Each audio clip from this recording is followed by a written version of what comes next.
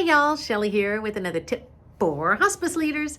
So y'all know in my last video, if y'all saw that, I talked about the Hospice Nurse Your Opinion Matters survey that my company does every year and how 51% of the nurses that responded said that maintaining patient ratios is the most important thing to them when they're considering what hospice company they want to work for.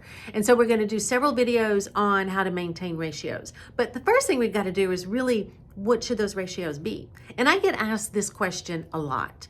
And so I did ask the nurses on the survey the same question. And first of all, before I go through that, I made it clear to the nurses that this isn't your fantasy perfect unicorn nurse to patient ratio, but what caseload is manageable for you so that you still have a life, but you're able to meet your patient's needs and your patient and the caregivers are satisfied and your company is also meeting their goals. So we made that pretty clear. And here are what the nurses said.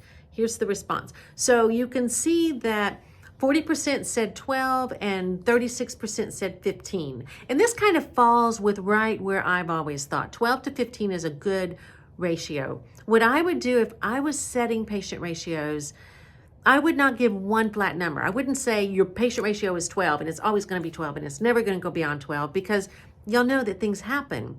If you give yourself a little bit of a buffer, if you say your ratio is 12 with a max overflow of 15, then you've got a little room there for when those very unexpected things happen, like you have a nurse that's suddenly out, that was injured or that's sick, or you get that weird big influx of patients, on a Friday afternoon. Y'all know how that goes.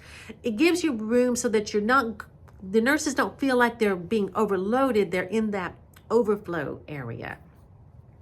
It's important to remember, though, that the overflow area, that 13, 14, and 15, is not where the nurse will sit forever, but that's where they can stay for a few weeks while you're figuring out a solution to whatever it is that's going on in your agency.